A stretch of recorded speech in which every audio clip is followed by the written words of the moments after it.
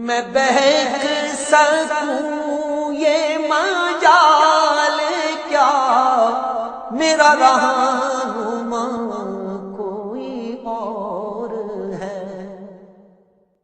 نحمدہ ونصلی علی رسولہ النبی الکریم الامین، اما بعد فاعوذ باللہ السمیع العلیم من الشیطان الرجیم، بسم اللہ الرحمن الرحیم۔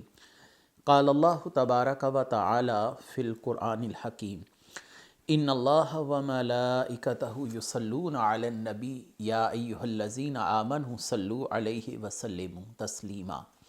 الصلاۃ والسلام علیک یا رسول اللہ وعلی آلک واصحابک یا نبی اللہ۔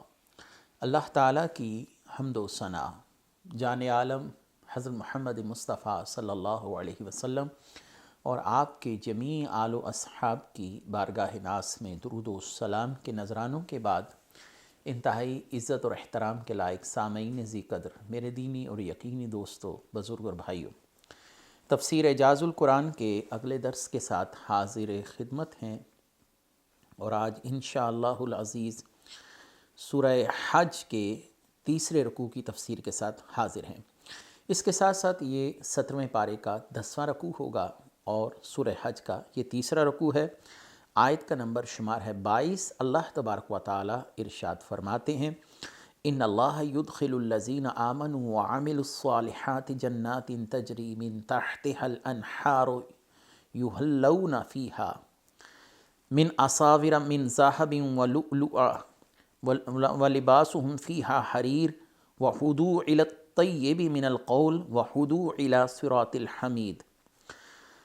آیت نمبر 23 اور 24 کا ترجمہ سماعت فرمائیے کہ بے شک اللہ ایمان والوں کو اور نیک اعمال کرنے والوں کو ان باغوں میں داخل فرمائے گا جن کے نیچے نہریں جاری ہیں، انہیں ان باغوں میں سونے کے کنگن اور موتی پہنائے جائیں گے، اور جنتوں میں ان کا لباس ریشم کا ہوگا، اور انہیں پاکیزہ بات کی ہدایت دی گئی، اور انہیں تمام تعریفوں کے لائق اللہ کا راستہ دکھایا گیا۔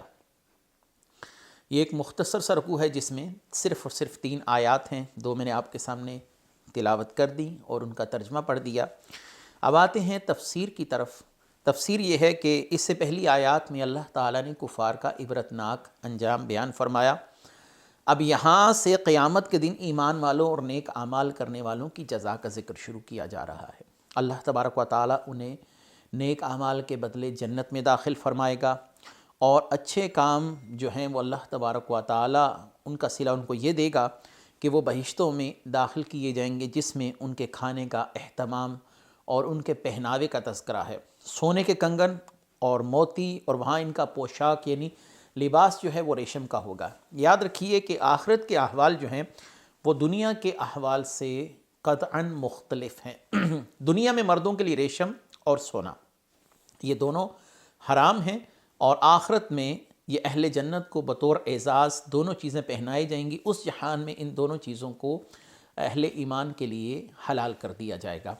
نبی کریم صلی اللہ علیہ وآلہ وسلم سے 2 صحابہ کے لیے استثنائی صورتحال ہمیں ملتی ہے۔ ایک صحابی کو رسول اللہ صلی اللہ علیہ وسلم نے اپنی خداداد صلاحیتوں اور قوتوں سے اور اپنی اختیارات سے سونا پہننے کی بشارت بھی سنائی، اور دوسرے صحابی کو رسول اللہ صلی اللہ علیہ وسلم نے ریشم کا کپڑا پہننے کی اجازت مرحمت فرمائی۔ تو یہ رسول اللہ صلی اللہ علیہ وسلم کے استثنائی جو اختیارات ہیں کہ آپ کسی کے لیے بھی استثناء پیدا کریں اور کسی کے لیے کسی حد تک اجازت مرحمت فرما دیں، تو یہ آقا کریم صلی اللہ علیہ وسلم کی ایک انفرادی شان ہے۔ کوئی شخص ان احادیث سے نہ ہی ریشم پہننے پر استدلال کر سکتا ہے اور نہ ہی سونا پہننے پر استدلال کر سکتا ہے۔ تو جنت میں اہل ایمان کو سونا اور ریشم دونوں پہنایا جائے گا۔ اس حوالے سے نبی کریم صلی اللہ علیہ وآلہ وسلم کی حدیث ہے، مسلم شریف کتاب الطہارت کی۔ سیدنا ابو ہریرہ فرماتے ہیں کہ نبی کریم صلی اللہ علیہ وسلم نے ارشاد فرمایا کہ مومن کے اعضاء میں وہاں تک زیور پہنایا جائے گا جہاں تک اس کے وضو کو پانی پہنچے گا۔ اور دوسری حدیث سے مبارکہ جو ترمذی میں ہے، اور حدیث کا نمبر شمار ہے 2571، اور اللہ تبارک و تعالیٰ کے محبوب حضرت محمد مصطفیٰ صلی اللہ علیہ وسلم نے ارشاد فرمایا، جنتیوں کے سر پر تاج ہوں گے اور ان تاجوں کا ادنا موتی مشرق سے مغرب تک روشنی کر دے گا، کیونکہ وہاں پر لؤلؤ کا بھی ذکر ہے، موتی کا بھی تذکرہ ہے، تو میں نے اس حوالے سے اس حدیث کو بھی ساتھ بیان کر دیا۔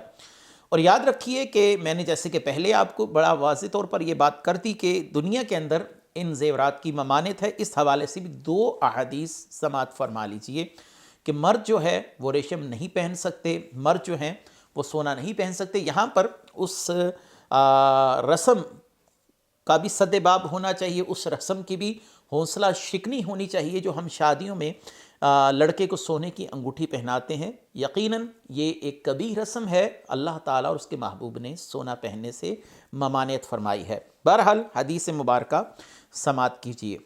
نبی کریم صلی اللہ علیہ وآلہ وسلم کا ارشاد ہے، جس نے دنیا میں ریشم پہنا وہ آخرت میں ریشم نہیں پہنے گا۔ صحیح بخاری کتاب اللباس، حدیث کا نمبر ہے 5832۔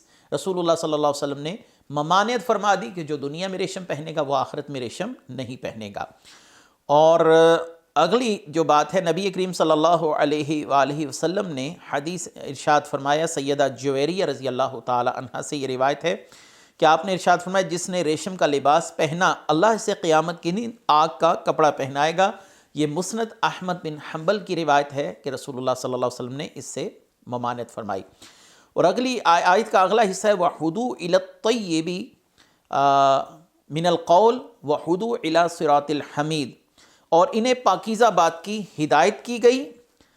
تو یہاں پر پاکیزہ بات سے کیا مراد ہے، یہ اب مفسرین کرام کا میں قول آپ کے سامنے پیش کر دوں۔ ادھر اختلاف ہے کہ وَحُدُوا إِلَى الطَّيِّبِ مِنَ الْقَوْلِ وَحُدُوا إِلَى صِرَاطِ الْحَمِيدِ سے مراد کیا ہے۔ پاکیزہ قول کی 3 تفاسیر جو ہیں وہ بیان کی گئی ہیں کہ انہیں پاکیزہ قول کی جو ہے وہ تلقین کی گئی۔ وہ پاکیزہ قول کیا ہے؟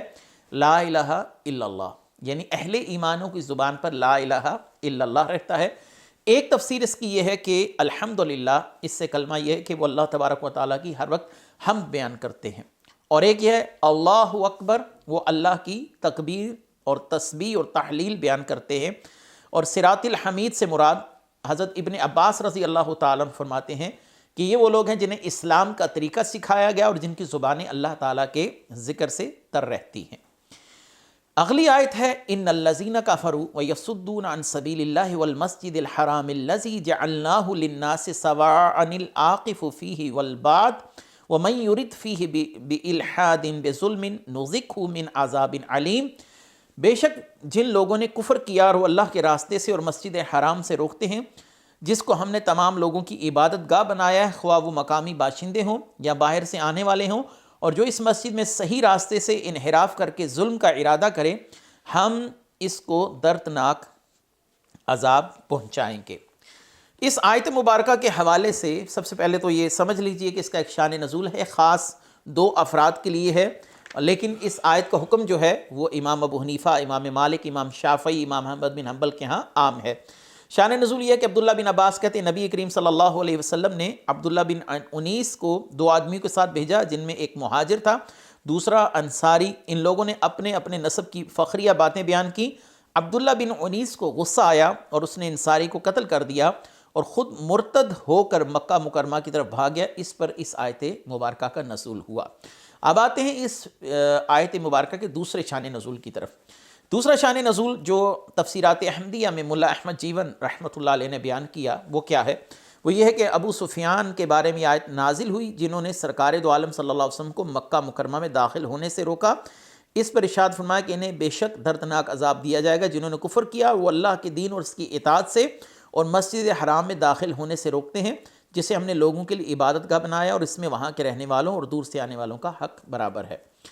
والمسجد الحرام، مفسرین فرماتے ہیں اگر یہاں آیت میں مسجد الحرام سے خاص کعبہ مراد ہے، جیسے کہ امام شافعی رحمۃ اللہ علیہ کی رائے ہے، ان کی فقہی کتابوں میں دیکھا جائے تو امام شافعی رحمۃ اللہ علیہ کی یہی رائے ہے، تو اس آیت میں اس صورت میں اس آیت کا معنی یہ ہوگا مسجد حرام تمام لوگوں کا قبلہ ہے، اس کی طرف منہ کرنے میں وہاں کے رہنے والوں اور جو باہر سے آنے والے ہیں پردیسی لوگ ہیں وہ سب برابر ہیں، سب کے لیے اس کی تعظیم اور حرمت، اس میں حج کے ارکان کی ادائیگی یکساں ہے۔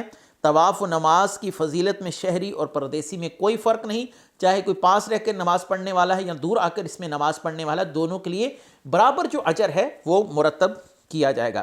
اور اگر اس آیت میں مسجد حرام سے مراد مکہ مکرمہ یعنی پورا حرم مراد ہو، جیسا کہ امام ابو حنیفہ رحمۃ اللہ علیہ کا یہی فقہی مذہب ہے اس آیت کے حوالے سے، تو اس آیت کی اس تفسیر کی روشنی میں معنی یہ ہوگا کہ حرم شریف شہری اور پردیسی سب کے لیے برابر ہے، جو وہاں کے رہنے والے ہیں یا جو وہاں سے باہر سے آ رہے ہیں، اس میں رہنے اور ٹھہرنے کا سب کو حق حاصل ہے۔ جب کوئی کسی کو اس کے گھر سے کوئی اس کے گھر سے نکال نہیں سکتا، اس لیے امام ابو حنیفہ رحمۃ اللہ علیہ مکہ مکرمہ کی زمینوں کو بیچنے اور کرائے پر حاصل کرنے سے منع فرماتے ہیں، کیونکہ وہاں پر آپ رہنے والے کو کسی کو پھر نکال نہیں سکتے، جیسا کہ حدیث شریف میں نبی کریم صلی اللہ علیہ وسلم کا ارشاد منقول ہے کہ مکہ مکرم حرم ہے، اس کی زمینوں کو فروخت نہ کیا جائے۔ اور آگے فرمایا وَمَن يُرِدْ فِيهِ بِإِلْحَادٍ بِظُلْم، جو اس میں ناحق کسی کے ساتھ زیادتی کرے۔ الحاد کا معنی جو ہے وہ گرامر میں ہوتا ہے حق بات سے عدول کرنا، حق بات سے ہٹ جانا، یہ معنی ہے الحاد کا۔ الحاد کی 5 تفاسیر میرے سامنے ہیں اور امام ابن جوزی نے 5 تفاسیر اس کی بیان کی ہیں ذات المسیر کے اندر۔ آپ فرماتے ہیں الحاد سے معنی یہ مراد یہ ہے کہ اس میں کوئی شخص ظلم کرے، اور اس اعتبار سے اس میں تمام اللہ کی نافرمانیاں داخل ہیں، جبکہ دوسری تفسیر ہے اس سے مراد شرک ہے، اور تیسری تفسیر یہ ہے اس سے مراد قتل ہے۔ اور عطا بن ابی رباح جو تابعی ہیں وہ اس کی تفسیر یہ بیان کرتے ہیں جو چیزیں احرام میں ممنوع ہیں ان کو حلال قرار دینا الحاد ہے، اور ابن جریج نے کہا عمدن حرام کو حلال قرار دینا الحاد ہے۔ تو بہرحال اللہ تعالیٰ نے فرمایا کہ جو اس میں برائی کا ارادہ بھی کرے، اس کو بھی برائی اگرچہ اس سے سرزرد نہ ہو، اس کو بھی اس پر گناہ دیا جائے گا۔ امام احمد بن حنبل رحمۃ اللہ علیہ سے اب یہ سوال ہوا کہ رسول اللہ صلی اللہ علیہ وسلم کی امت کے لیے یہ بات بطور اعزاز بیان کی گئی ہے کہ اگر یہ برائی کا ارادہ کریں لیکن برائی نہ کر سکیں تو ان کے لیے برائی پر کوئی گناہ مرتب نہیں ہوگا، لیکن خانہ کعبہ کی حدود میں یا حرم کی حدود کے اندر کوئی شخص اگر برائی کا ارادہ کرتا ہے تو پھر اس کے لیے دگنا جو وبال ہے، اس کے لیے عذاب کی کیفیت ہے۔ تو انہوں نے فرمایا اصل میں اس کا معاملہ یہ ہے کہ یہ شہر کی تعظیم کی وجہ سے ہے، اور جو شخص بھی خانہ کعبہ میں داخل ہو اس کو چاہیے کہ کسی برائی کا بھی ارادہ نہ کرے، کیونکہ یہ پاک اور مقدس جگہ ہے، یہ عام جگہوں جیسی نہیں ہے، اس لیے اس کے احکام جو ہے وہ جدا گانا بیان کیے گئے۔ اور کسی جگہ پر آپ برائی کا ارادہ کیجئے تو برائی اس وقت تک نہیں لکھی جائے گی جب تک آپ برائی کر نہیں لیں گے، لیکن حرم کی حدود کے اندر اگر کسی شخص نے برائی کا ارادہ کیا لیکن برائی کرنے پر قادر نہ ہوا تو اس کے باوجود بھی اس کے ساتھ یہ معاملہ کیا جائے گا شرعی طور پر کہ اس کی برائی لکھی جائے گی اور وہ اللہ تعالیٰ کے عذاب کا مستحق ٹھہرے گا۔ اور علماء کرام کہتے ہیں چونکہ مکے میں نیکیوں کا اجر زیادہ ہے، اس لیے برائی کا معاملہ بھی دوسرے علاقوں میں برائی کرنے سے جدا گانا ہے، اس لیے یہ تمام صورتحال جو ہے اس آیت کے اندر بیان کی گئی۔ اللہ تبارک و تعالی ہمیں عمل کی توفیق مرحمت فرمائے۔ وآخر دعوانا ان الحمد للہ رب العالمین۔ میں بہک سکوں یہ مجال کیا میرا رہا